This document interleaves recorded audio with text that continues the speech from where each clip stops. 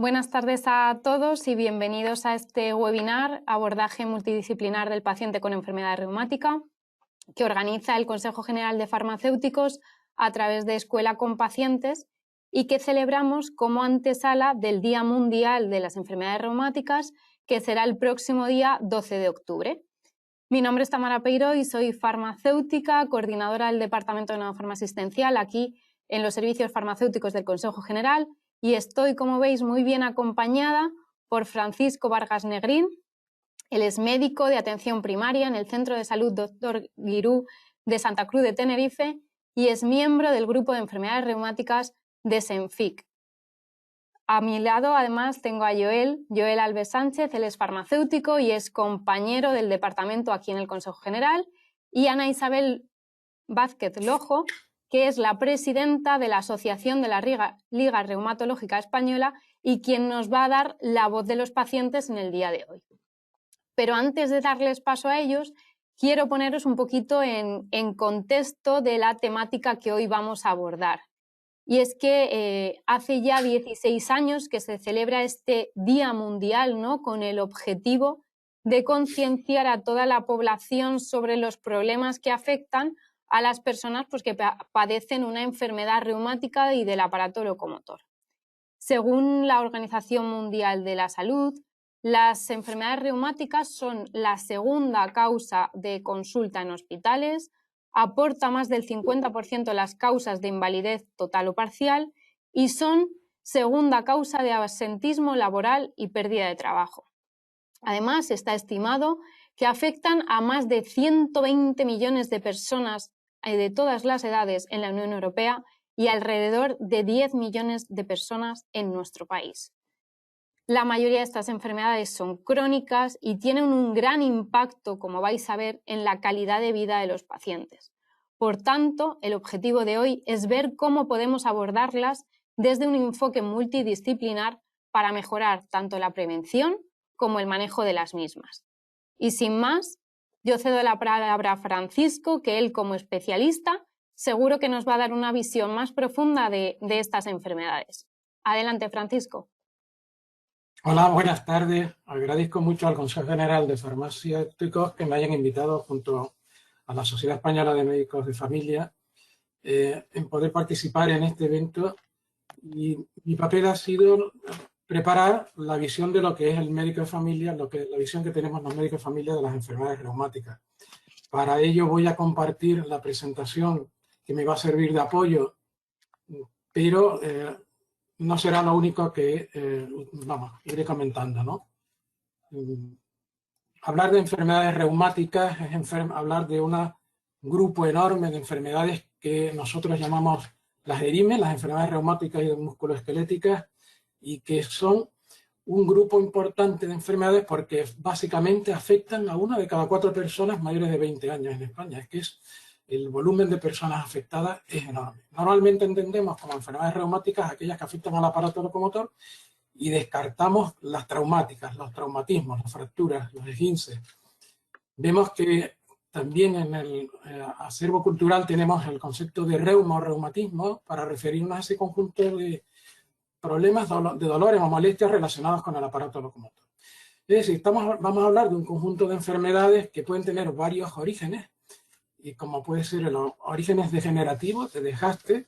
Lo más típico en este grupo sería la artrosis, o bien metabólico como la gota, o bien inflamatorio, que muchas veces no conocemos la causa y que provoca una gran inflamación de la articulación. El ejemplo sería la artritis reumatoide, o de origen inmunológico como el lupus eritematoso sistémico, o de causas genéticas como la hiperlaxitud articular, o de causas infecciosas como la fiebre reumática. Es decir, es un grupo enorme de enfermedades que afectan, como ya hemos dicho, a 1 de cada 4 personas en España.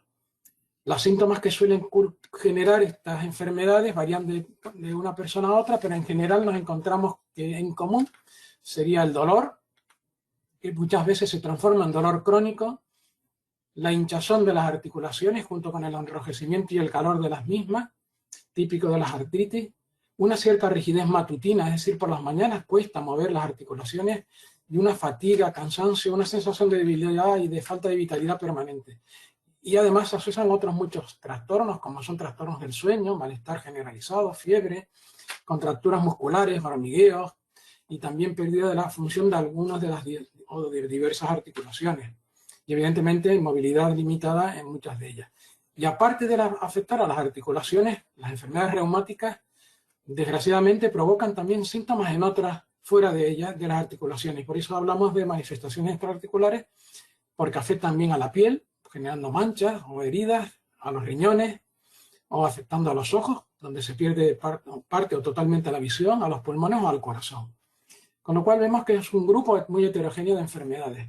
En España nos quedamos con la idea de que afecta a 1 de cada 4 personas, que estas enfermedades afectan no solamente a la esfera biológica al cuerpo, sino también a la esfera psicológica, social, familiar y laboral de la persona que lo padece, que cursan con un importante impacto funcional en esas personas que sufren de la enfermedad, que aunque solemos decir que las enfermedades reumáticas no matan, que sí matan porque aumentan el riesgo cardiovascular y otros riesgos de morbilidad y de mortalidad, pero sí hacen sufrir muchísimo. Quizás que nos debemos de quedar que las enfermedades reumáticas hacen sufrir mucho a las personas que lo sufren.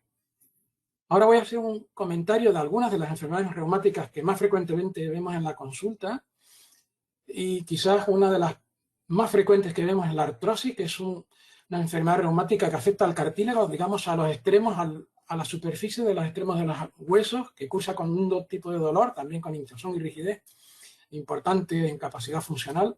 Y el dolor que genera es un dolor que llamamos mecánico, es decir, se desencadena con el inicio del movimiento y va mejorando según vamos moviéndonos, y mejora con el reposo. No es hereditario, pero sí hay un cierto componente de riesgo genético, y en España afecta casi a 1 de cada 10 personas. En el último estudio EpiZero de 2016 vemos que el 13%, casi el 14% de las personas tienen artrosis de rodilla, y artrosis de mano casi el 8% de las personas. Lo que sí sabemos, evidentemente, es que si hacemos radiografía en personas mayores de 50 años, vamos a encontrar que prácticamente la mitad de la población tiene síntomas radiológicos o tiene datos radiológicos de artrosis. El otro grupo, otras enfermedades, son las artritis, que son inflamaciones de las articulaciones. Ahí el ejemplo tipo que cogemos es la artritis reumatoide, pero la artritis reumatoide forma parte de otro grupo enorme que se llaman las enfermedades reumáticas autoinmunes sistémicas, donde se incluyen el lupus, el síndrome antifosfolípido, el síndrome de Sjögren y otras muchas más, y que se caracterizan preferentemente por afectar articulaciones periféricas, manos, pies, muñecas, hombros, codos, rodillas y caderas, en las que se produce un dolor, una hinchazón secundaria a la inflamación, generada por alteración de la membrana sinovial, es decir, aquella membrana que recubre el interior de las articulaciones y que se asocia con una rigidez preferentemente por la mañana o después de estar largos periodos en reposo. Y es por eso que hablamos que este tipo de dolor es un dolor inflamatorio, a diferencia del de la artrosis, que era un dolor mecánico. Puede afectar a otros muchos órganos como el corazón, el pulmón, el riñón, y es por esto porque la artritis reumatoide debemos de considerarla como una enfermedad sistémica y no solo de la articulación. Si bien en la estadística dice que es el 0,8% de la población, lo que nos tenemos que quedar con el dato de que hay 200.000 personas que padecen de artritis reumatoide en España, y que cada año hay 20.000 casos nuevos que se añaden a este volumen de personas, ¿no? La artritis reumatoide es una enfermedad que requiere un abordaje multidisciplinar y multidimensional, y si bien nos fijamos en la parte farmacológica, hay tratamientos sintomáticos para aliviar los síntomas de dolor e inflamación, y otros que permiten cambiar la evolución, actúan modificando la evolución o modificando la historia natural de la enfermedad. Por eso los llamamos fármacos modificadores de la enfermedad, o FAME. Los corticoides se comportan tanto como sintomáticos como FAME, y son otro grupo de fármacos a utilizar en este tipo de pacientes. Dentro del grupo de los FAMES pues están los fármacos modificadores clásicos, o bien los biológicos, o los nuevos targets, los que tienen nuevos objetivos farmacológicos que modifican francamente la evolución de la enfermedad, tal así que muchos pacientes lo que suelen decir que hay un antes y un después del inicio del tratamiento con estos fármacos. La osteoporosis es probablemente la enfermedad metabólica ósea más frecuente que nos vamos a encontrar en consulta. Se debe a una disminución de la densidad de la masa ósea, que se traduce en una fragilidad del hueso y cuyo evento final es que puede romperse con mucha facilidad el hueso. Por eso hablamos de fracturas por fragilidad. Afecta principalmente a zonas como vértebras, cadera, húmero, muñeca, y el impacto que tiene este tipo de fractura no solamente es el hecho que genera la fractura y el momento de la fractura, sino que genera una gran incapacidad y una gran morbilidad asociada. Las causas que lo pueden generar está, aparte de la edad avanzada, la menopausia es uno de los factores que genera pérdida de hueso, por eso hablamos de osteoporosis posmenopáusica, y hay otras causas que agrupamos en lo que llamamos causas secundarias, como es el alcoholismo, el toma de algunos fármacos, entre ellos estaban los corticoides y las terapias hormonales para el tratamiento del cáncer de mama y de próstata, las propias enfermedades reumáticas, inflamatorias, hay algunas endocrinas, hepáticas, la insuficiencia renal, es decir, hay muchas otras causas, aparte de aquellas asociadas, que es la más frecuente, a la edad, pues hay otras causas secundarias. Aproximadamente 2 millones de mujeres padecen de osteoporosis en España. Y prácticamente podemos decir que 1 de cada 3 mujeres y 1 de cada 5 hombres mayores de 50 años tendrán una fractura en algún momento de lo que les resta de vida.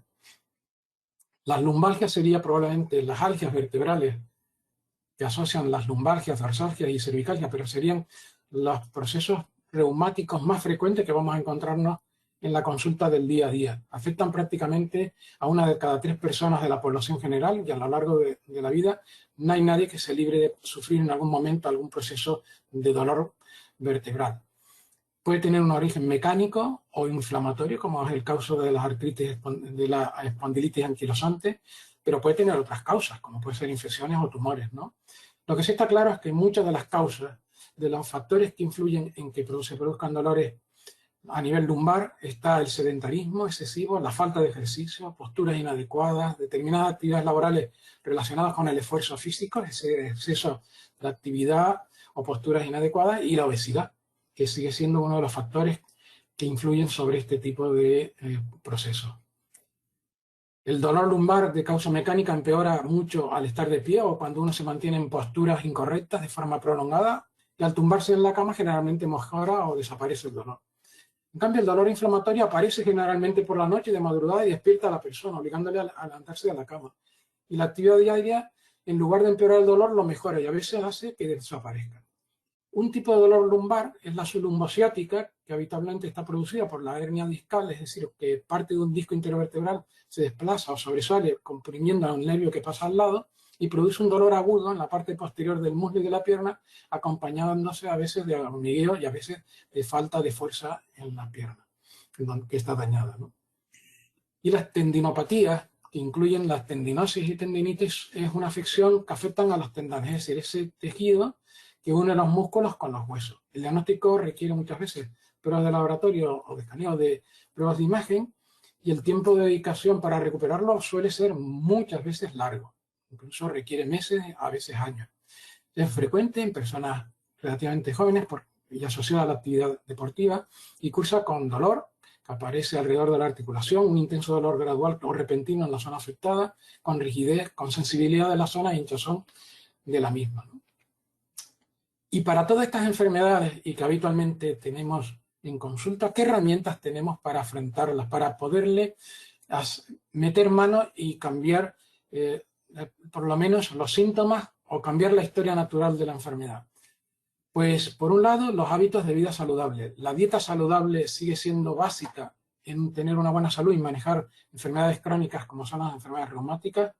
Un pilar fundamental es mantenerse activo físicamente, incluso hacer deporte o deporte adaptado, evitar tóxicos como el alcohol, como es el caso de la gota, que hay que evitar el alcohol siempre. Mantener una mente saludable, es decir, no solamente ocupada, sino una mente participativa, con una actitud positiva, con aceptación de la situación que padece el paciente, no de resignación, sino de aceptar, entender lo que tiene y de comprometerse en el manejo de la misma. Evidentemente dormir bien y mantener una vida social, de relaciones sociales adecuadas.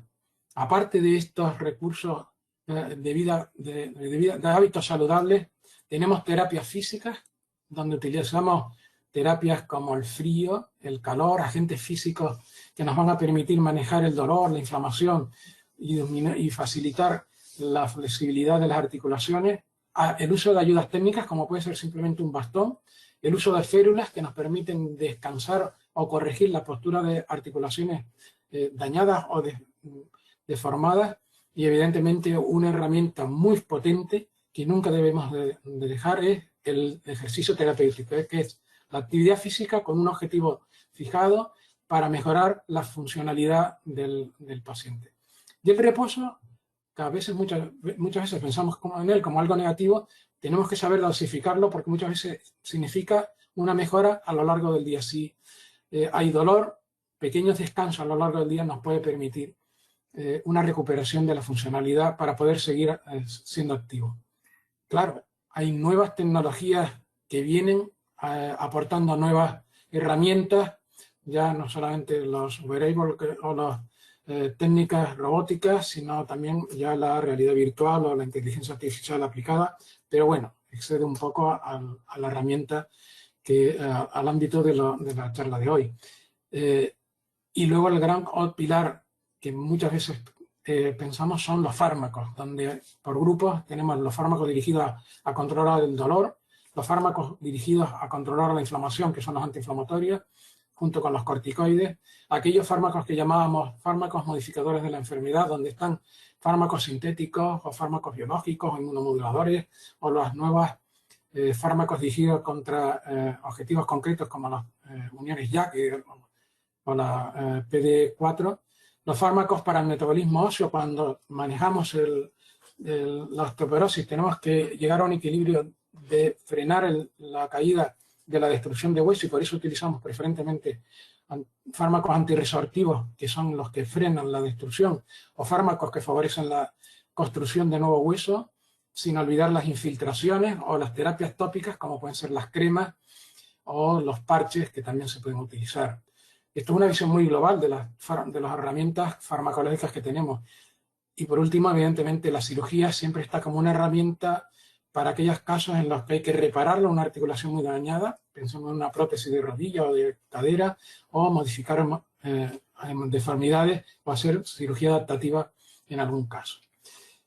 Evidentemente, todas las herramientas de las que disponemos, evidentemente, cuando las tenemos que utilizar, tenemos que pensar que tenemos que manejar una situación compleja, que no es solamente una articulación inflamada o dos, que tenemos que tener objetivos terapéuticos razonablemente establecidos, que tenemos que guiarnos en cuanto al dolor por la intensidad y el mecanismo que lo genera, que tenemos que utilizar herramientas multidimensionales e interdisciplinares que nos permitan trabajar sobre diferentes mecanismos que nos permitan mejorar la calidad de vida y la mejora en el paciente, utilizar criterios de no dañar y evidentemente tener en cuenta, sobre todo en personas mayores, aquellas herramientas que nos permiten saber lo que no es adecuado y si es adecuado utilizar en personas de edad avanzada, y sobre todo utilizar todo el arsenal terapéutico a nuestro alcance para llegar a lo que queremos, el objetivo final, ¿no?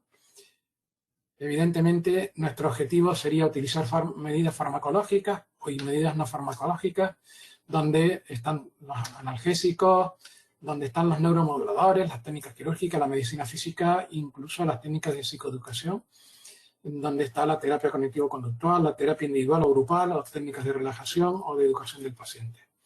Cuando nos fijamos en uno de los principales síntomas que tienen las enfermedades reumáticas, como es el dolor, evidentemente, nos manejamos por la intensidad del dolor para guiarnos a saber con qué herramienta o con qué tratar. Para eso se diseñó lo que se llamó en su día la escalera del dolor. Hoy sabemos que la escalera del dolor, que era una forma de ordenar en potencia la intensidad de la potencia de un fármaco para tratar el dolor en función de su intensidad, pues ha quedado desfasada. Ya no vamos por escalones, que antes nos obligaba a pasar primer escalón, segundo. Hoy, en lugar de ir por una escalera, utilizamos directamente el ascensor y utilizamos aquel fármaco necesario para aliviar el dolor en función de su intensidad. Y si tenemos que utilizar el fármaco de entrada, el más potente, el del nivel 4 o 5, ahí vamos. Si el dolor disminuye, pues se reduce el fármaco al nivel que corresponde. esta escalera que antes era obligatoriamente, había que irla subiendo de forma escalonada, hoy la subimos de forma fluida, manejando aquellos fármacos en cada momento más adecuados. ¿Cuáles son los fármacos que más utilizamos en el día a día? Pues evidentemente los analgésicos y los antiinflamatorios. No son fármacos inocuos, ningún fármaco tenemos que pensar que son inocuos y tenemos que siempre vigilar en no generar daño a los pacientes cuando los utilizamos.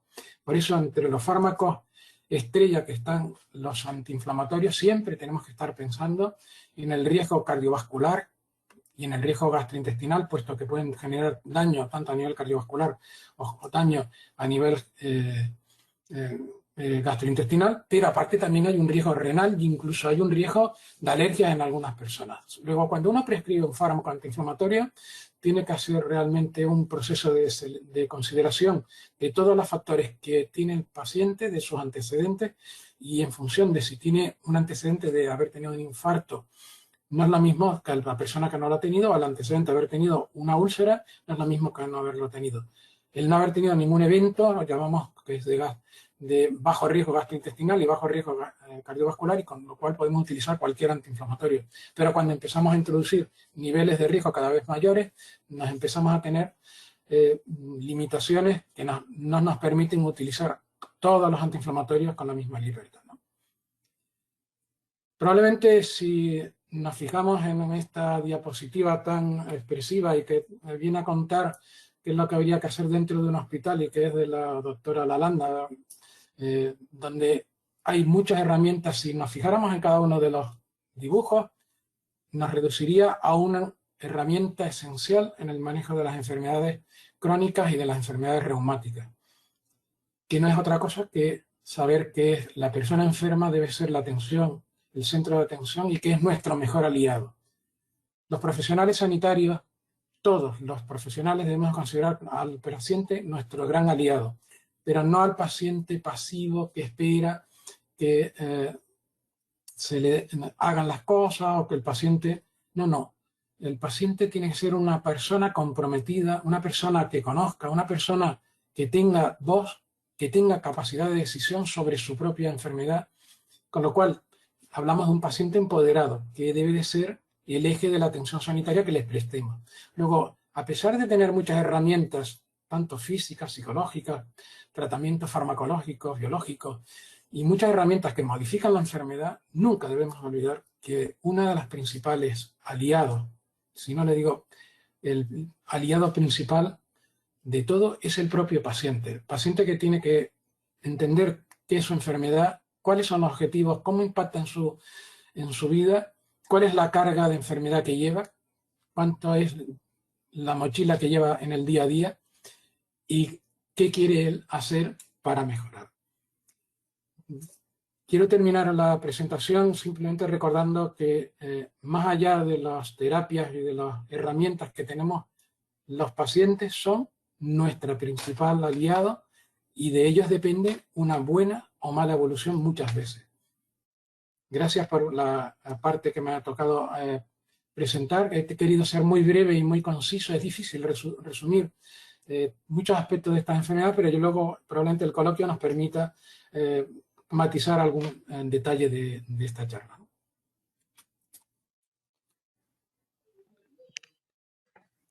Muchas gracias, Francisco, porque como bien dices, efectivamente era un poco complejo en el tiempo que tenemos abordar las enfermedades reumáticas con la cantidad de enfermedades, ¿no?, que engloban y que tú mismo nos has enseñado al principio, ¿no?, dentro de esa categoría, que existen seis tipos de enfermedades reumáticas, con lo cual, bueno, creo que has hecho un buen abordaje porque además nos has comentado diferentes aspectos de diferentes patologías que además también coinciden que muchas de ellas son de gran prevalencia y que esos pacientes acuden a nuestras farmacias. Y vamos a ver entonces ahora qué nos cuenta Joel de la parte de este abordaje multidisciplinar, ahora desde la visión del farmacéutico comunitario y, por supuesto, en todos los casos pensando en que nuestra actuación es por y para nuestros pacientes, como tú bien decías ahora mismo. Por tanto, Joel, es tu turno. Gracias.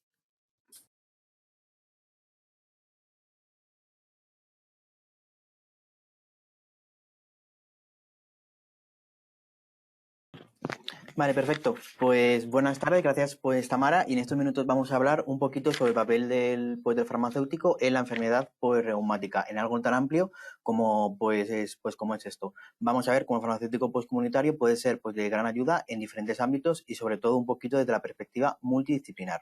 Como todos pues sabemos, al final el farmacéutico es un sanitario que está a pie de calle y los pacientes siempre muchas veces nos consultan muchas dudas por diferentes síntomas o el manejo de las enfermedades y sobre todo también los tratamientos.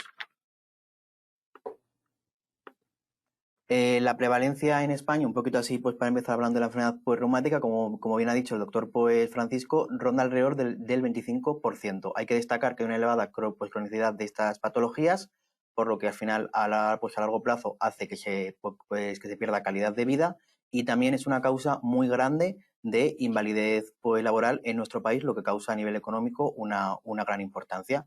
En este caso, a pesar de la elevada pues, cronicidad, hay una baja mortalidad de estas patologías.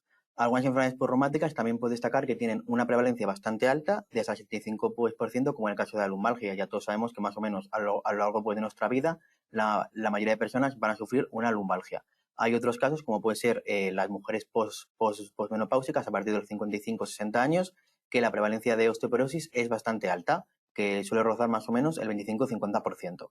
En los últimos años también hemos visto cómo ha habido un incremento en las enfermedades autoinmunes, como puede ser la artritis reumatoide o en el caso, pues sobre todo en las mujeres pues de mediana edad, hemos visto un aumento también en el lupus, que en este caso en el lupus pues la afectación es mucho mayor en mujeres. Todo esto al final viene un poquito pues condicionado y lo puede llegar a empeorar cosas como la falta de adherencia al tratamiento, que suele ocurrir pues, de manera pues, bastante importante en estas enfermedades crónicas, incluso en tratamientos para la osteoporosis, pues suele alcanzar que los pacientes no son adherentes en un 70%. También está acompañado de la falta de conocimiento de medidas higiénico-dietéticas que a largo plazo, pues sobre todo tanto la prevención pues, primaria para evitar esta enfermedad como la prevención secundaria para evitar que esta enfermedad se vaya agravando. Y ahora vamos a ver un poquito el papel que tiene el farmacéutico comunitario en el abordaje de la enfermedad reumática, siempre basándonos un poquito en los servicios profesionales farmacéuticos asistenciales que se ofrecen desde la farmacia comunitaria. Se dividen un poquito en dos, los servicios de atención farmacéutica, relacionados un poquito más con la parte de los medicamentos y los relacionados con la salud comunitaria. Empezando, pues, por ejemplo, con la dispensación de medicamentos para enfermedad reumática, destacar que siempre cuando el paciente viene a la farmacia pues demandando un medicamento, siempre ese medicamento irá acompañado de unos consejos por parte del farmacéutico. También en la adherencia terapéutica, ya que muchos pacientes en las enfermedades crónicas no son adherentes al tratamiento, y en las medidas de parámetros clínicos, ya que como sabéis en las farmacias se puede medir el ácido úrico en sangre y poder valorar en casos de ácido úrico elevado al médico de atención primaria para hacer una posterior valoración. También con la educación sanitaria y el asesoramiento nutricional y la derivación al médico de atención primaria, ya que de la farmacia siempre se hace un poquito un vistazo para ver si el paciente que viene a la farmacia necesita una atención médica en el centro de salud o incluso se puede llegar a derivar a un centro de urgencias hospitalario. Y empezando un poquito con el servicio de dispensación de medicamentos, en el caso de la enfermedad reumática, siempre el farmacéutico, cuando un paciente llega a la farmacia, tenemos que ver dos casos diferentes. Si es la primera vez que ese paciente viene a por un medicamento, el farmacéutico siempre se va a centrar en informar a ese paciente del correcto proceso de uso de ese medicamento. Y también intentar un poquito que ese paciente sea adherente al tratamiento, preveniendo, por tanto, la falta de adherencia. Por lo tanto, siempre que haya una dispensación de primera vez, el farmacéutico siempre explicará cómo, cuándo y cuándo tiene que tomar ese medicamento que le ha prescrito su médico. En el caso de que no sea la primera vez, el paciente, el farmacéutico siempre intentará ver la percepción de efectividad y seguridad que tiene ese paciente con el tratamiento y también se lo está tomando de forma correcta. Imaginaos un paciente porque está tomando AINES para una determinada patología, el farmacéutico cuando el paciente vuelva a la farmacia intentará hacer preguntas como si ha mejorado su dolor o ha notado algo diferente. Empezando un poquito con esas patologías, haciendo un breve resumen de ellas y de su farmacología. En la artritis reumatoide, destacar que es una enfermedad que se caracteriza por la inflamación, sobre todo en articulaciones como pueden ser las manos, y la farmacología usada destacan los antiinflamatorios esteroideos, los glucocorticoides y un grupo especial que ya ha explicado el doctor Francisco, que son los fármacos antirreumáticos modificadores de la enfermedad, Estos pues se dividen a su vez en los FAMES pues sintéticos y los FAMES pues biológicos como adalimumab y infliximab. En el caso pues de los AINES destacan el uso de ibuprofeno y naproxeno, y en el caso de los glucocorticoides la prednisona. Al fin y al cabo hay que tener en cuenta que los pacientes con artritis reumatoide tienen en gran cantidad otras enfermedades, otras comorbilidades, como puede ser la hipertensión arterial, la diabetes o una hipercolesterolemia. Y muchos de estos fármacos antirreumáticos suelen tener un espectro de toxicidad mucho más estrecho que otros medicamentos, por lo que pueden llegar a producir efectos adversos de una manera más sencilla. Hay que considerar pues también que parte de los medicamentos utilizados en la artritis reumatoide son dispensados en la farmacia hospitalaria, por lo que siempre pues también es necesario que haya una estrecha relación entre la farmacia hospitalaria y la farmacia comunitaria, que luego se llama un poquito así la dispensación colaborativa en terapias biológicas como puede ser el infliximab, adalimumab, entre otras. También cuando un paciente viene a la farmacia nos tenemos que intentar que el paciente no tenga pues, ningún problema relacionado con la medicación. Un ejemplo puede ser la toma de metrotexato, que actualmente pues, por vía oral existen 2 presentaciones, una semanal y otra no semanal. En el caso de la artritis reumatoide, normalmente siempre la indicación suele ser semanal, por lo que el farmacéutico siempre debe informar al paciente de que se toma una vez a la semana y solamente en una toma, ya que este medicamento pues, tiene una precaución extrema de uso. Y otro problema relacionado pues, con el medicamento, en este caso pues también del metrotexato, es en el caso de que la forma farmacéutica sea pues jeringas o plumas pues precargadas, puede haber un error en la utilización. Las zonas para administrar lo que se tiene que comunicar pues al paciente son la cara anterior pues, del abdomen y el tercio medio de la cara externa del muslo. Se recomienda pues también cambiar el lugar pues, de la inyección pues cada semana para evitar cualquier problema en la piel, y para administrarlo hay que lavarse pues las manos con agua y jabón.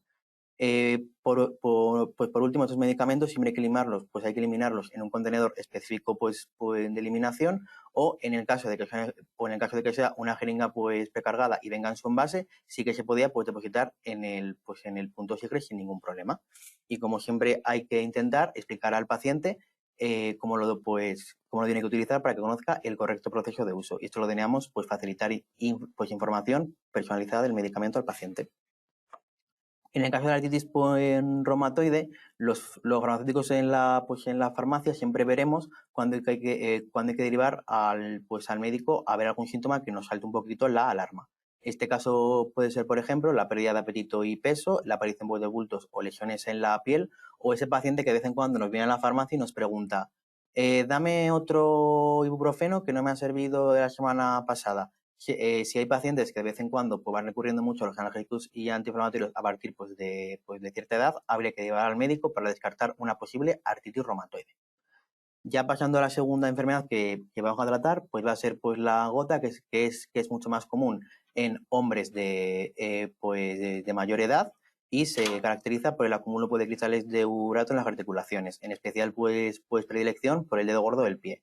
El tratamiento de la gota en este caso pues se divide en 2. Uno va a ser el tratamiento de la crisis aguda de gota, y el otro la disminución de los niveles de ácido úrico en sangre.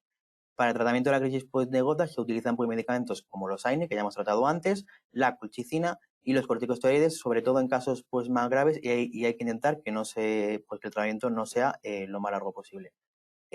También la disminución de los niveles de ácido úrico, porque son el segundo grupo, con el uso de fármacos hipoglucemiantes, como por los inhibidores de la xantinooxidasa, que es el caso del allopurinol y el febuxostat.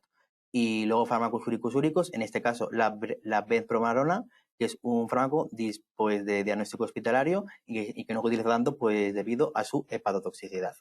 En este caso, pues como siempre, cuando sea una segunda dispensación o una primera dispensación, hay que tener en cuenta la importancia de la prevención de la falta de adherencia y avisar al paciente, y hay que facilitar información personalizada del medicamento. Con respecto al tratamiento de la crisis aguda de la gota, comentar que en el caso de la colchicina, que se utiliza para tratar la crisis aguda, es un medicamento de estrecho margen terapéutico. Y un signo característico de su intoxicación es que el primer síntoma de esta intoxicación normalmente suele ser una toxicidad gastrointestinal, pues con náuseas, vómitos y diarrea. En el caso de los glucocorticoides, pues comentar que normalmente tienen bastantes efectos adversos y solo se deben utilizar en los casos más graves, ya que a largo plazo puede producir efectos adversos de diversa índole. ¿Y qué signos de alarma por derivación del médico pues tenemos con respecto a la gota? Pues se dividen un poquito en dos, en los pacientes no diagnosticados de hipoglucemia o gota y los pacientes que ya están pues diagnosticados de ella. En los pacientes no diagnosticados, comentar que si vemos un enrojecimiento de las articulaciones, una amplitud de movimiento pues limitada sobre todo en la parte del dedo gordo pues del pie, pues habría que llevar al médico. O también una opción puede ser pues medir los niveles de ácido úrico en sangre y si hay unos niveles más o menos pues, mayores de 7,5 miligramos de cilitro, habría que derivar al médico de atención pues primaria para que lo valorara. En los pacientes ya diagnosticados con una crisis pues, de gota o hiperuricemia, si identificamos algún problema relacionado pues, con la medicación, también habría pues, que derivar al médico en algunas ocasiones. Otra patología es la osteoporosis, que es una enfermedad ósea que se caracteriza por una menor resistencia pues, del hueso, ya que es más susceptible a las fracturas y afecta, como he comentado antes, a las mujeres, sobre todo menopáusicas, a partir de los 55-60 años, que tiene una prevalencia bastante alta. El tratamiento de la osteoporosis siempre hay que iniciarlo lo antes posible y se utilizan medicamentos como el calcio, conos y vitamina D, los bifosfonatos, los moduladores de los receptores de estrógenos como raloxifeno y vaciloxifeno, denosumab y en otros casos la terapia hormonal sustitutiva. En el caso de los fosfonatos, comentar que en la farmacia siempre lo que intentamos es hacer indicaciones al paciente de cómo lo tiene que tomar, ya que estos fármacos, sobre todo, tienen una pauta posológica un poco diferente a otros. Por ejemplo, el ácido ibandrónico se administra una vez al mes, el ácido alendrónico una vez a la semana y el ácido richidorónico, en función de la indicación, una vez a la semana u otras posologías. Esto al final hace un poco que el paciente no sea tan adentro al tratamiento, ya que suele olvidar en ocasiones de tomar esta medicación. Por lo tanto, el farmacéutico siempre indicará cuándo tiene que tomarlo. También en el caso de los fosfonatos, comentar que para su administración el estómago tiene que estar vacío y el paciente, una vez al tomar este medicamento, tiene que estar de pie o sentado de forma vertical durante alrededor de media hora. En el caso del denosumab, es un medicamento que se aplica por vía subcutánea. Su forma farmacéutica es una jeringa precargada y hay que destacar sobre todo al paciente que lo tiene que conservar en nevera y proteger de la luz. Y tras utilizarlo se puede desechar en el punto sigre. Esta inyección puede ser administrada por el paciente o cuidador o por un profesional sanitario, siempre que el paciente haya recibido una formación adecuada por el profesional sanitario. ¿Qué signos de alarma y criterios de derivación al médico tenemos en el caso de la osteoporosis? Pues en la menopausia, como he comentado antes, los mayores de 60 años y otra vez aquellos pacientes que vienen a la farmacia de vez en cuando pues demandando antiinflamatorios que vienen mucho a la farmacia. Y también en personas con tratamiento con bifosfonatos que presentan molestias gástricas. Otra patología que vamos a tratar es la lumbalgia y la ciática, que se caracteriza por un dolor bastante agudo y sobre todo que empeora al estar de pie o realizar ejercicio en determinadas posiciones. El dolor inflamatorio presente en algunos tipos de lumbalgia aparece sobre todo por la noche. El tratamiento farmacológico en estos casos siempre suele ser el uso de analgésicos como el paracetamol o metamizol y el uso de antiinflamatorios no esteroideos como el ibuprofeno y desquetoprofeno. En otras ocasiones habría que utilizar unos fármacos más potentes en la escala analgésica como pueden ser los opioides. El tratamiento no farmacológico siempre suele ser realizar reposo y nunca más de 2 días para intentar que ese paciente poco a poco vuelva a la vida normal y aplicar calor en la zona afectada, que se recomienda su aplicación varias veces en el mismo día junto con un masaje posterior en dicha zona. Y por último, realizar actividad física, como he comentado, de forma progresiva para evitar cualquier problema. Aquí tenemos algunos consejos que suele dar el farmacéutico a los pacientes con lumbalgia ciática, que suelen ser como revisar si el colchón de la cama es adecuado, usar el calzado adecuado, mantener una correcta higiene postural, que al final es la causa de muchas lumbalgias, y evitar situaciones que originen estrés o ansiedad cuando el paciente ya tiene el dolor. Y también una opción puede ser acudir al fisioterapeuta. Al final todos estos tratamientos se ven englobados y a veces generan algún problema con respecto a la adherencia terapéutica, ya que hay pacientes que no son adherentes a este tratamiento y de la farmacia podemos ofrecer el servicio de adherencia terapéutica, en este caso las enfermedades reumáticas. ¿A qué pacientes se les puede ofrecer esta adherencia terapéutica, este servicio? Pues a los que hemos ido comentando poco a poco, como puede ser una paciente postmenopáusica que está en tratamiento para la osteoporosis, un paciente en tratamiento con metrociclato semanal para evitar una falta de adherencia y en pacientes con hiperuricemia no controlada. que eso se le puede ver pues, de la farmacia qué niveles tiene pues, de ácido úrico y preguntarle cómo toma esa medicación. Y de la farmacia pues veremos las diferentes barreras que tienen esos pacientes para tomar pues, la medicación y les daremos diferentes herramientas para poder utilizar esos pues, medicamentos y mejorar la adherencia. Esos pueden ser los sistemas personalizados de dosificación, que cuando retornen a la farmacia pues podemos revisar si ese paciente ha tomado o no la medicación.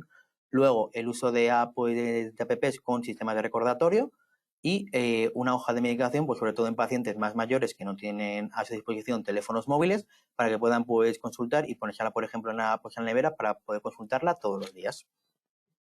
Y ya para finalizar, simplemente puedo decir que la educación sanitaria es clave en el control y el manejo de las enfermedades reumáticas. Aquí tenemos un ejemplo de que solemos comentar a pacientes con osteoporosis y comentar, pues por último, que el farmacéutico comunitario tiene un papel esencial en la prevención y en el tratamiento de la enfermedad reumática. Y nada, muchas gracias.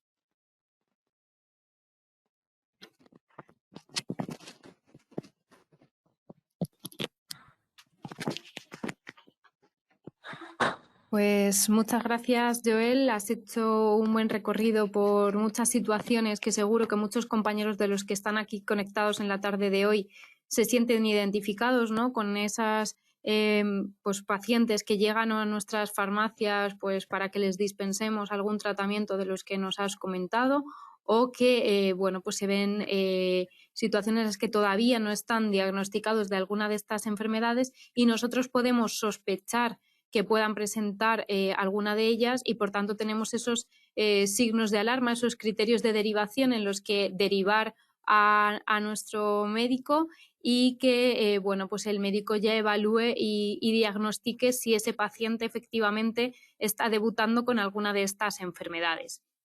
Y ahora, para acabar, vamos a darle la voz a nuestra paciente, que está aquí, Ana Isabel, y ella nos va a contar un poco pues cómo vive, ¿no?, un paciente con enfermedad reumática, cómo se siente cuando le diagnostican de una enfermedad de estas y, sobre todo, Ana Isabel, pues también si nos quieres trasladar cualquier inquietud, cualquier necesidad que tengas, tanto de médicos como de farmacéuticos, estamos aquí encantados de escucharte en la tarde de hoy, cuando quieras. Bueno, pues nada, primero muchísimas gracias y luego decirte, Tamara, que no le voy a poner voz a un paciente, sino a 10 millones de pacientes que hay en España. Lo bueno de ir detrás de dos grandes ponentes, como ha sido el farmacéutico y el médico de atención primaria, es que han hecho una ponencia tan grande y con tanta formación que a mí me ha quedado nada, o sea, me ha quedado el tamaño de una servilleta para reducir todo lo que yo quería decir. Sí que es verdad que hoy se hablaron de 5 patologías, pero las enfermedades reumáticas son más de 250. Ahí viene mi niño, un segundo. Bueno, el caso es que son más de 250 enfermedades y por tanto no se puede hablar de reuma, sino precisamente de enfermedades reumáticas, ¿no? Tienen muchas cosas en común, pero también tienen muchas cosas diferentes, como hemos visto. Son enfermedades con muy alta prevalencia, eso sí, es importante volver a recalcarlo. De hecho, repito el dato que es escalofriante, 10 millones de personas en España. Como también son enfermedades que tienden a la cronicidad y además pues tienen un gran impacto en la calidad de vida. Calidad de vida, como también ya se ha dicho, impacto en las bajas laborales y en todas las áreas de nuestra vida. A ver, efectivamente, como también se fue diciendo a lo largo de esta tarde, pues somos personas que recurrimos a todos los zoólogos. Nosotros decimos que somos pacientes de todos los zoólogos, del reumatólogo, del podólogo, del traumatólogo. Y en este conjunto de ólogos, evidentemente, no podía ser menos, encaja perfectamente como una pieza de puzzle el farmacéutico.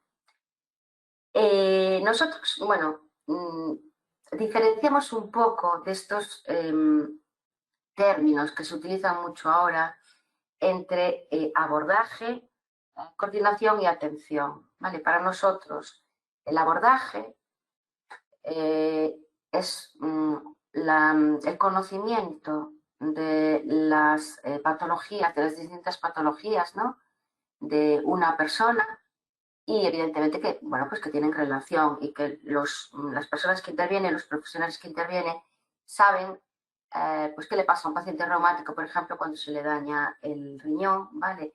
Y cómo puede afectar a un pulmón y cómo puede afectar a un ojo. Es decir, abordaje, una persona con una enfermedad reumática o la que sea, es atendida por varios profesionales.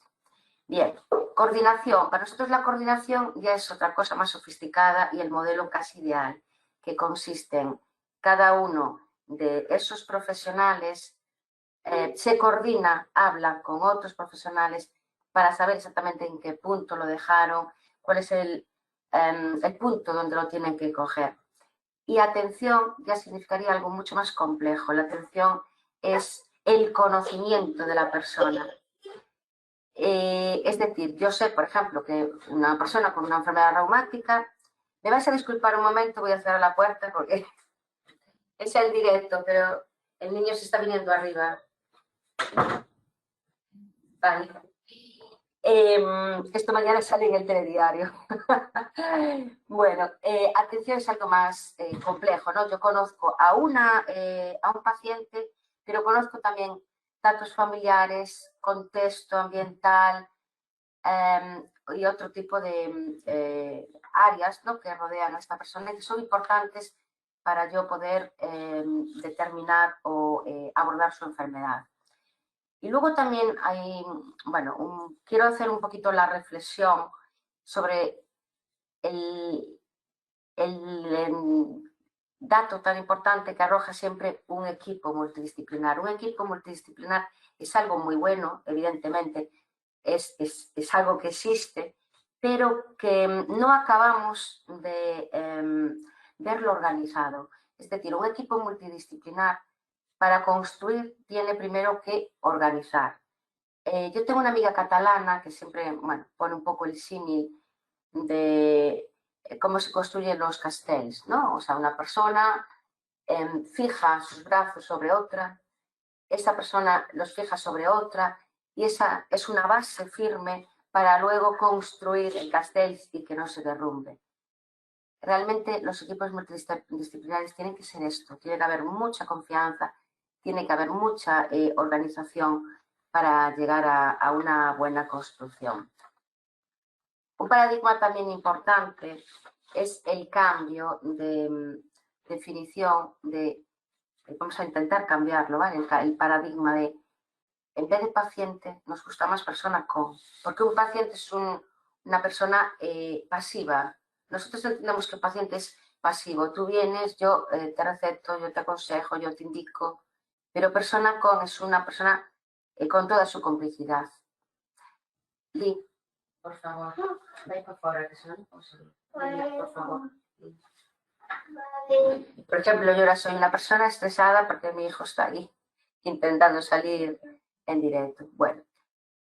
Y por último, los profesionales que nos atiendan, ya sean reumatólogos, médicos de atención primaria, enfermeras, farmacéuticos, deben evidentemente de intentar potenciar, ¿vale?, todas esas capacidades emocionales que nos acercan a la persona, como puede ser la empatía, o bueno, a ver, ya no tanto empatía, nosotros ya no pedimos empatía, empatía sería yo me pongo en lugar de otra persona, pero no te pido ni siquiera que te pongas en mi lugar, sino que entiendas lo que yo te quiero transmitir, incluso respetando decisiones que a lo mejor no son acertadas, pero tú me vas a entender. Es decir, por favor, entiéndeme que soy una persona a lo mejor con una enfermedad reumática, entiéndase el ejemplo que no es en mi caso, pero que sí fumo a diario, sí bebo a diario, sí llevo una mala alimentación, me lo vas a decir, sí, porque es tu obligación, pero por favor no me reproches cada vez que tengo una crisis de la enfermedad es debido a eso, porque seguramente lo que me va a llevar es a ocultártelo.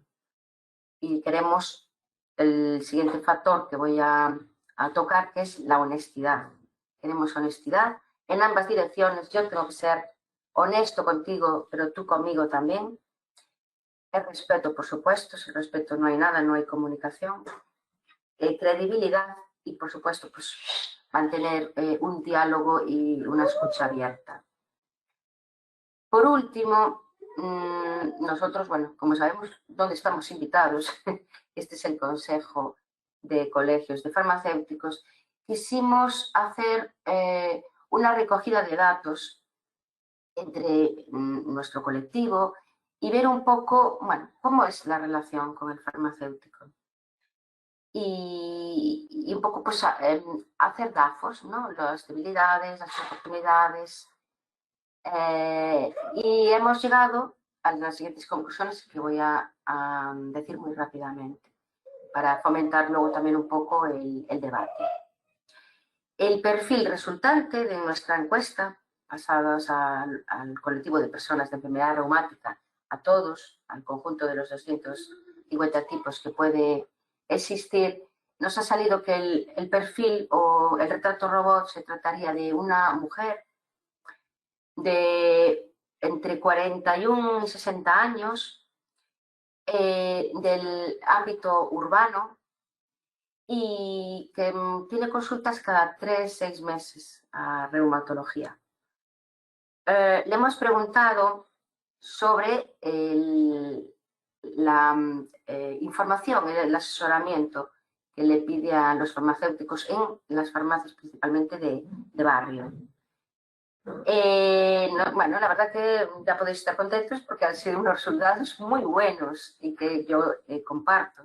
De hecho, mis compañeros y yo, pues, preparando un poco esta presentación, decíamos, son resultados muy buenos que ya los esperábamos, porque es así, la tendencia es a mejorar esa relación, ¿no? Y ese recurso que además existe en la proximidad a nuestro domicilio.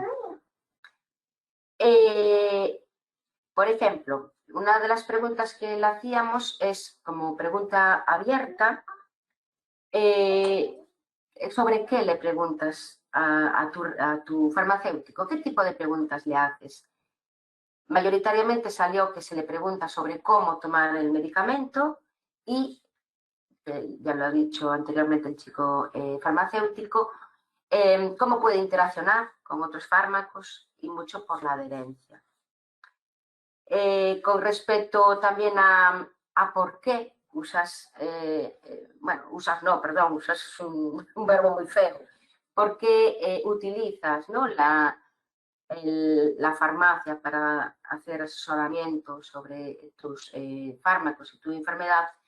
La mayoría de las respuestas, en torno a un 55%, eran por la proximidad que me ofrece, es decir, está cerca, me da confianza, que esto es muy bueno, os dibuja muy bien, la verdad.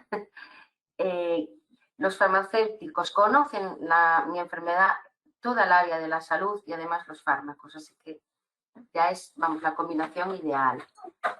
Se me olvidaba un dato muy importante y es que así como el perfil de esta mujer, ¿no? Que nos sale de 41 a 61 años, va 3 veces va cada 3 meses al reumatólogo, se le hizo una pregunta de la frecuencia con la farmacia y nos dicen más del 60% que va una vez al mes a farmacia. Entonces, simplemente por lógica y sin analizar mucho los datos, lo que tenemos es que es un sitio al que puede acudir de forma más frecuente y no tiene que esperar al reumatólogo para hacer preguntas y consultar dudas, sobre todo de sus fármacos. Bueno, ¿y qué hace que tengamos esta buena relación con los farmacéuticos? También es una pregunta que por un lado era cerrada, porque tenían que elegir unas opciones, luego se le daba también una opción de otros.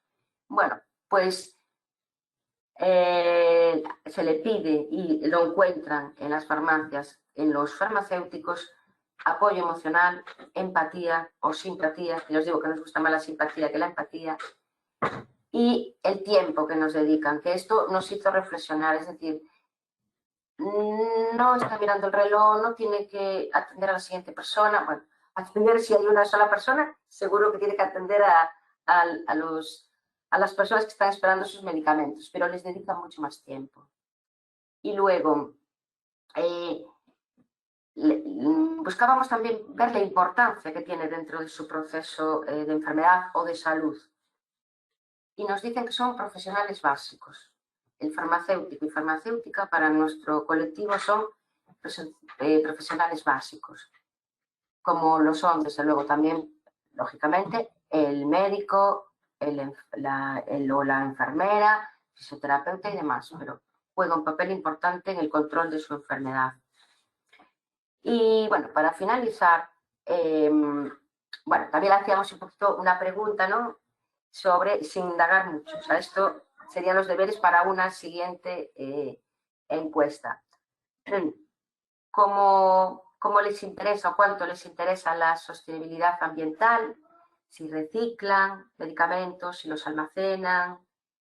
El 60%, bueno, pues nos dice que sí, que tiene un buen control de sus medicamentos, recicla periódicamente, no deja acumular medicamentos en casa, sabe dónde desechar las agujas, sabe cómo no deshacerse de los comprimidos, que también nos encontramos respuestas curiosas del tipo de los tiro por el bate.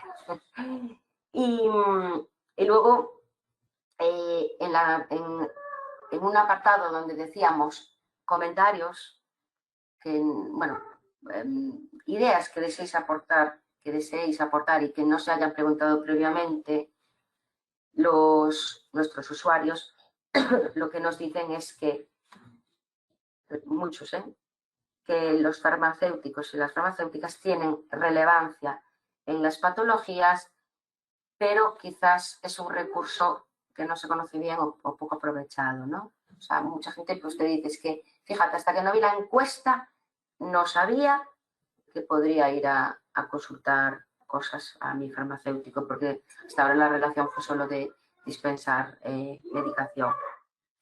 Y bueno, y también, como dato importante, nos salieron varias personas que refieren a que es muy importante la participación del paciente en las comisiones de farmacia. La verdad que poco más. Yo simplemente, si os quedáis con estas ideas, ¿no? Estas nuevas premisas de cómo ver al paciente, que vamos a cambiar conceptos de paciente a persona porque nos da una amplitud, ¿no? en el conocimiento de esa persona, porque realmente no somos personas con enfermedad. Yo no me llamo enfermedad de Still, yo me llamo Ana Vázquez, y ya habéis visto que tengo un niño que le encanta salir en la cámara, yo tengo gatos también que se han paseado por aquí y tengo una vida, y esto es muy importante que se sepa. Como anécdota yo contaré que en la farmacia del barrio de mi madre, en una ocasión tuve que ir a buscar fármacos para mi hijo, para Lee, y bueno, necesitaba, no recuerdo si es el Apiretal o el Darsin, que hay que presionar y desenroscar. Y el farmacéutico, cuando se lo pedí, me dijo, espérate un momento.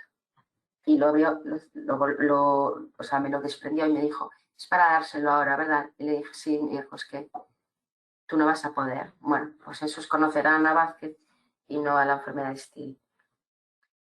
También, antes de finalizar, quisiera comentaros que fijaros, si hay enfermedades reumáticas, que no le dedicamos un día al mes, le hemos dedicado todo un mes. De hecho, LIRE, la Liga Reumatológica Española, y las asociaciones miembros autonómicas, hemos declarado octubre, mes de las enfermedades reumáticas, porque coincide las fechas de varias patologías y entonces ya es todo el mes para dedicarlo a la concienciación.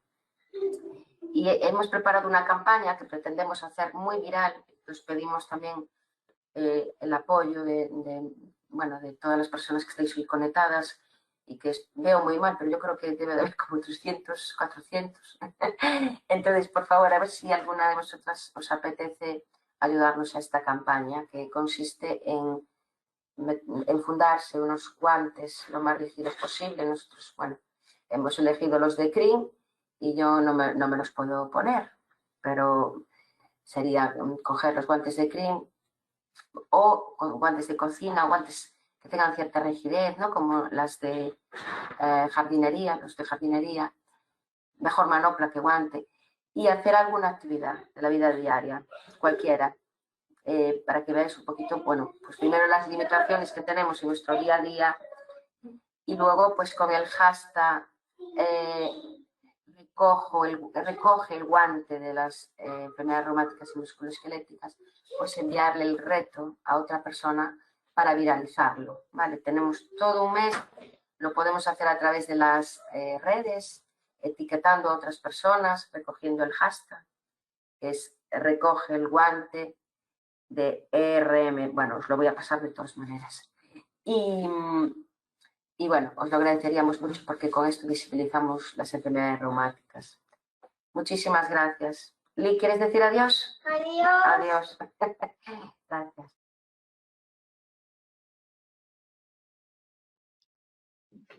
Muchas gracias, Ana, por dar voz, efectivamente, no solo a un paciente, sino a los 10 millones de pacientes que hay en España con enfermedad reumática. Nos has hecho una muy buena aproximación, ¿no?, a lo que sentís, a lo que vivís y bueno, muchísimas gracias por compartir con todos nosotros esa encuesta que habéis hecho, ¿no?, porque también nos da muchas ideas a nosotros para seguir avanzando, ¿no?, en nuestra labor más asistencial con vosotros, con los pacientes y haciéndonos notar también nosotros mismos el hecho de que estamos ahí, de que también os podemos apoyar y ayudar en muchas de estas enfermedades. Por tanto, tenemos que trabajar mucho más por seguir avanzando y por supuesto que también recogemos el guante con esa idea de apoyar y ayudaros en este mes a que se sigan visibilizando estas enfermedades y seguro que muchos de los compañeros que están aquí hoy conectados lo harán y lo difundirán entre sus redes sociales, en sus farmacias,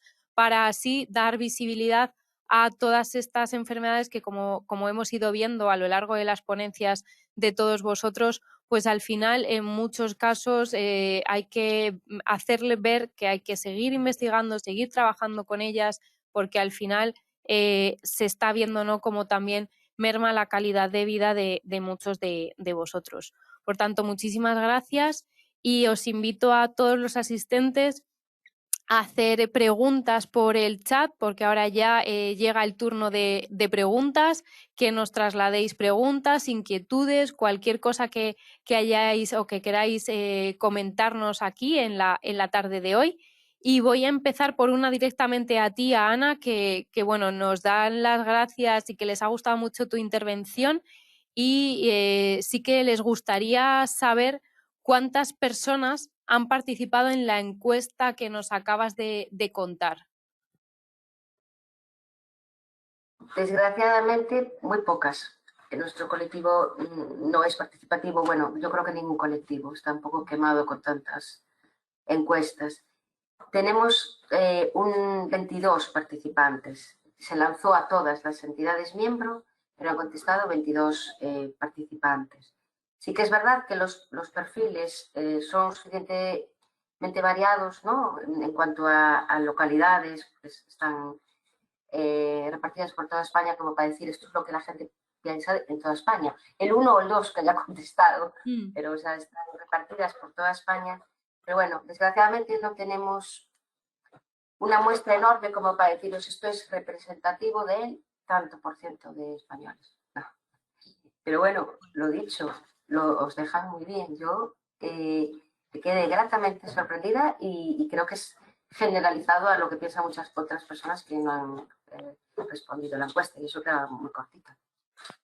Seguro que sí, y esto también es verdad que nos cuesta en todos los ámbitos, ¿no?, que cuando nos mandan una encuesta pues al final participar y colaborar todos, porque al final es algo bueno para, en ese caso, vosotros, pues un poco hablar de un poco las sensaciones de personas con estas enfermedades, pero bueno, nos pasa a todos, seguro que Francisco y yo podemos decir que en muchos ámbitos hacemos encuestas y al final, bueno, pues no, a veces no hay tanta participación, pero bueno, es normal también.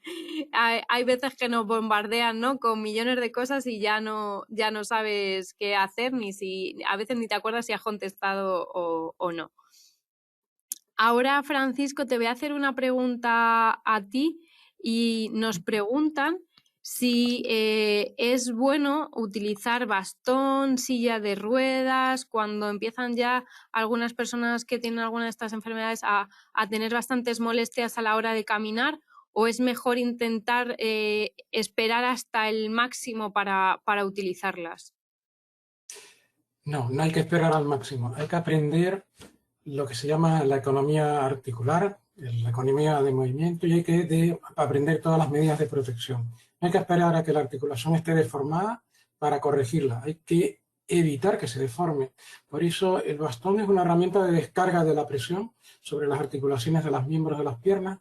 Hay que aprender a usarlo con un buen bastón, con adaptaciones para la mano y para el antebrazo. Silla de ruedas ya cuando no queda más movilidad en las piernas, entonces hay que descargarla y sustituir la capacidad de desplazamiento, pero la respuesta rápida sería, de entrada, hay que hacer terapia física y utilizar las herramientas de férulas y ayudas técnicas, porque no hay que dejar avanzar la enfermedad en su camino. Inexorablemente va a seguir.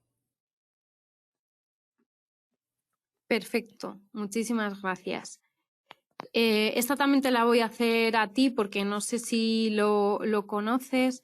Nos dicen que, puesto que las lumbalgias es una de las enfermedades reumáticas con mayor prevalencia, ¿hay alguna unidad específica médica que se dedique a esto o si se sopesa el crearla en algún momento? Sí, o sea, en muchos centros hospitalarios existen dentro de los servicios de traumatología o de reumatología algunos, pero no en todos los sitios, unidades específicas de columna, y tanto para niños como para adultos, y tanto en el ámbito también de la neurocirugía, porque depende de la organización de cada hospital. Hay unidades específicas incluso para enfermedades concretas. Sí, existen. Perfecto, muchas gracias. Nos preguntan también en relación a la dieta y el ácido úrico, ¿no?, para esos pacientes que hemos mencionado. En este caso ha sido tú, Joel, hablando de la gota, ¿no?, ese ácido úrico, y nos preguntan que si en un caso una persona, pues evitando en la dieta, ¿no?, el consumo de alimentos que suban este ácido úrico, si podrían reducir la dosis de la medicación. Pues el factor de la dieta en el caso pues, de la gota y la glicemia, lo que hace es un poquito moderar los niveles. O sea que en algunos casos sí, pero esto siempre tiene que estar bajo supervisión del médico, que de la farmacia pues le derivaremos. Y en ese caso de que el paciente pues tenga una dieta pues con menos consumo de ácido úrico, el médico pues verá a través de los niveles de los diferentes análisis clínicos si ese paciente puede disminuir un poquito la dosis, pero siempre discretamente. Si me permites decir un detalle, creo que el objetivo no es hacer una dieta para reducir las pastillas. El objetivo es mantener controlado el ácido úrico. Con lo cual, las pastillas y la dieta conjuntamente nos ayudan a controlar el nivel de ácido úrico por niveles que no favorecen la cristalización en las articulaciones. No es una cosa u otra. Es ambas. Efectivamente, al final hay muchas enfermedades, ¿no?, en las que lo ideal es seguir ese tratamiento farmacológico y además medidas no farmacológicas, ¿no?, en este caso a nivel nutricional, que nos ayuden a mantener a raya, como podemos decir, ¿no?, una enfermedad o la progresión en una enfermedad, que es lo que buscamos, ¿no?, evitar que cronifique una enfermedad y cada vez en ese caso, por ejemplo, que duela cada vez más, efectivamente. También nos preguntan, bueno, no sé si es más una pregunta o una reflexión. Buenas tardes, ¿hay alguna excepción a la toma de difosfonatos sin estómago vacío? Hoy una paciente me decía que el reumatólogo le dijo que desayunase y luego lo tomase 15 minutos después. No. ¿No, verdad? No, bueno, los bifosfonatos son fármacos antirresortivos, es decir, que frenan la destrucción del hueso. Los hay que se administran de forma endovenosa, anualmente, o los hay que se toman vía oral, que son los que estás comentando. Normalmente, lo habitual es que un bifosfonato se tome en ayunas con un vaso grande de agua y que después de haberlo tomado el paciente no se siente ni se acueste, que mantenga la verticalidad para evitar ¿qué cosa? Uno de los efectos secundarios principales que tiene, que es el reflujo gastroesofágico o la esofagitis. Básicamente es eso. Después hay alguna adaptación que, bueno, que no hay que hacer tanto, pero no se toma con alimentos. Perfecto. ¿Habría algún tipo de suplementación no medicamentosa beneficiosa para las enfermedades reumáticas?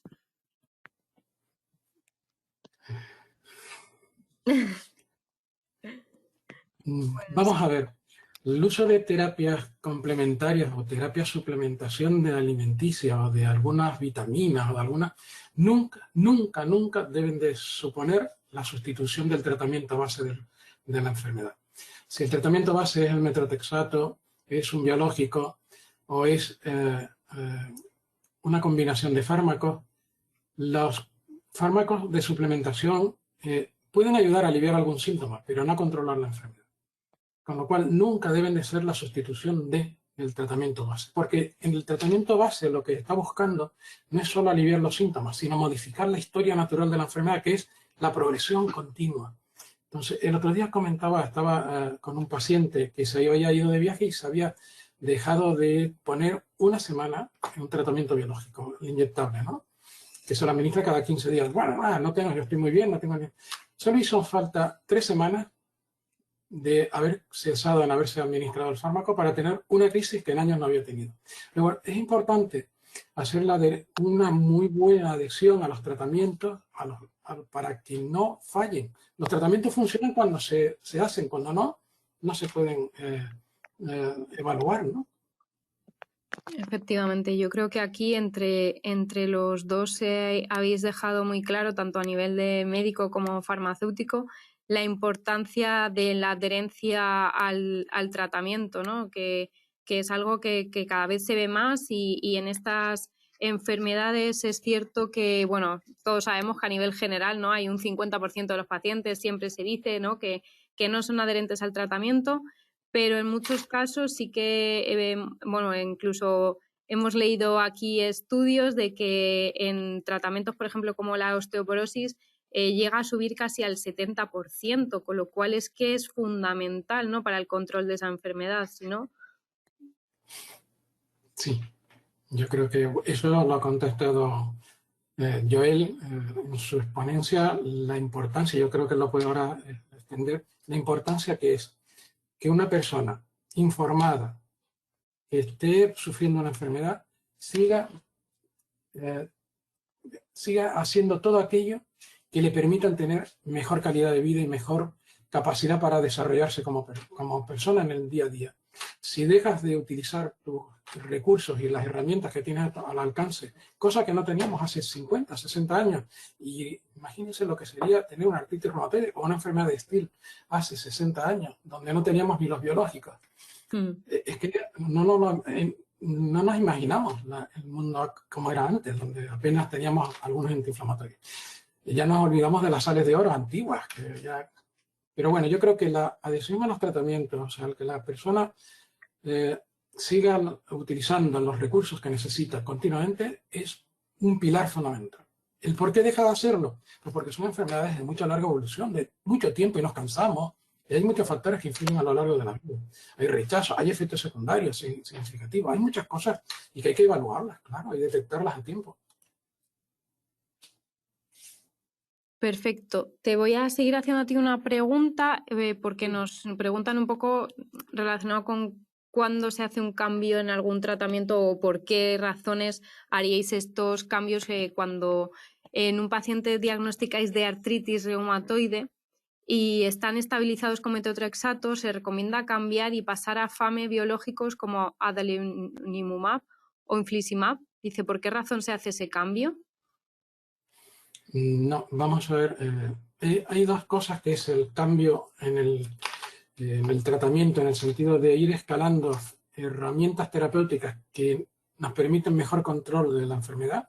Por eso vamos cambiando del metrotexato a biológicos, cuando el metrotexato o la ciclosporina o los fármacos que no controlan suficientemente todos los síntomas, y eso lo vemos por el grado de actividad que mantienen la inflamación. Y otra cosa es cuando, teniendo un fármaco y estando controlado el paciente, hacemos lo que llamamos un switch. Cambio un fármaco por otro, que es igual o parecido pero más barato. Eso está ligado a criterios económicos y a criterios de política hospitalaria muchas veces, ¿no? Perfecto, muchas gracias. ¿Durante cuántos años se puede estar tomando medicamentos para la osteoporosis? ¿Nos dicen toda la vida? Se tiene que controlar el riesgo de fractura. A muchas personas va a ser para toda la vida. ¿Cuánto tiempo debemos utilizar los fármacos? Hay algunos que tienen tiempo limitado, ¿no? Como la teriparatida, que es para 2 años. Los bifosfonatos tenemos que evaluar su eficacia y su indicación a los 3-5 años. El denosumab podríamos utilizarlo incluso hasta 10 años, porque los estudios pivotales, basales, con los que se hicieron, llegaron hasta ahí y han demostrado. Pero si el nivel de riesgo de una persona sigue siendo alto, podemos ir más allá del tiempo del estudio pivotal para mantener controlado el riesgo de fractura. Aquí tengo 2 reflexiones, pero que os voy a hacer en general a todos. Por un lado, hay una farmacéutica en Castellón que nos cuenta que ella además es paciente con espondilitis anquilosante, diagnosticada desde hace 4 años. Y bueno, pues simplemente nos hace una reflexión, ¿no? Que efectivamente, como ha dicho Ana en su intervención, ¿no? Pues que efectivamente todos tenemos que tener gran empatía, ¿no? con estos pacientes y ser tratados de manera individual, ¿no? Porque al final cada paciente pues tiene unas situaciones personales, unos síntomas diferentes, aunque tengan la misma enfermedad. Y bueno, desde aquí también os quiere agradecer a los que estáis aquí y de manera general a todo el colectivo sanitario, ¿no? Y seguir animando a trabajar en esta línea. Y tenía otra también por aquí. Vale. Hay paciente, dice, hay una farmacéutica que nos cuenta, tengo algún paciente al cual le han recomendado la toma de metotrexato dividida en 2 en el día, es decir, 2 comprimidos de 2,5 por la mañana y 2,5 por la noche. ¿Sería correcta esa posología? Probablemente sea una adaptación personal a esa persona. ¿Verdad? Y bueno, aquí Joel, si no, puede comentar también. Sí, simplemente puedes comentar que eso, pues la mayoría pues, de los pacientes sí que es cuando vienen, pues me preguntamos cómo ha dicho el médico cómo tomarlo, y la mayoría pues me dicen que en una sola toma. Sí que en ocasiones pues se ha llegado a ver en farmacia pues comunitaria como los pacientes pues indican otras pues patologías que varían un poco, incluso hoy por la noche y mañana por la mañana, cosas así, pero bueno, que normalmente lo que se suele indicar y lo que más viene indicado en la ficha técnica y la administración, en una sola toma, una vez a la semana. También nos dicen que no hemos hablado de fibromialgia. Pues efectivamente, bueno, ya lo hemos intentado decir desde el principio. Enfermedad reumática como título, ¿no? de este webinar pues era muy, muy amplio. Las enfermedades reumáticas abarcan muchísimas enfermedades y bueno, pues nos hemos querido centrar en algunas por dar alguna pincelada un poquito de alguna de ellas, que ni siquiera las que hemos abordado las hemos abordado en profundidad, pero era imposible, ¿no? En una hora de ponencia y un poco tener un coloquio con vosotros, pues no podíamos abordar todas. Pero bueno, para otra ocasión seguro que el año que viene, si nos juntamos aquí también abordando estas enfermedades, pues cambiamos y abordaremos otras que no hemos abordado en el día de hoy, porque bueno, la fibromialgia no es la única que no hemos mencionado, nos quedarían unas cuantas. Y nada, bueno, pues realmente no hay más preguntas. Si alguien dejó un minutito por si alguien quiere trasladarnos algo más. Y si no, con esto, además ya estamos casi llegando a la hora establecida, pues terminaríamos este webinar dando las gracias sobre todo a los compañeros que estáis conectados en esta tarde, que habéis estado gran cantidad de compañeros aquí escuchando esta webinar, y sobre todo dar las gracias a Francisco y a Ana por acompañarnos en la tarde de hoy y estar aquí compartiendo un rato con todos los farmacéuticos. Llega una pregunta así de última hora. ¿Se podría tomar allopurinol toda la vida? Todo el tiempo que haga falta, pero habría que adaptarlo a los resultados y los controles que se van haciendo. El objetivo es tener el ácido úrico lo más bajo posible y que no genere cristales. Incluso no es el fármaco solamente. Ya decía, la dieta, los hábitos de vida saludables, y probablemente haya épocas en las que podamos reducir la dosis. Por eso muchas veces dosis de 300 bajamos a 100 o hacemos de forma intermitente, ¿no? Pero no es toda la vida, es que la hiperuricemia va a estar toda la vida si no la controlamos. Y la gota, si la dejamos que campe a sus anchas, ¿no? Efectivamente. Bueno, pues ahora lo que ya nos está llegando son agradecimientos a todos vosotros por el webinar. Por tanto, con esto sí que damos por finalizada la tarde de hoy, y de nuevo muchísimas gracias por acompañarnos en la tarde de hoy. Vale, muy buenas tardes. Gracias. Gracias.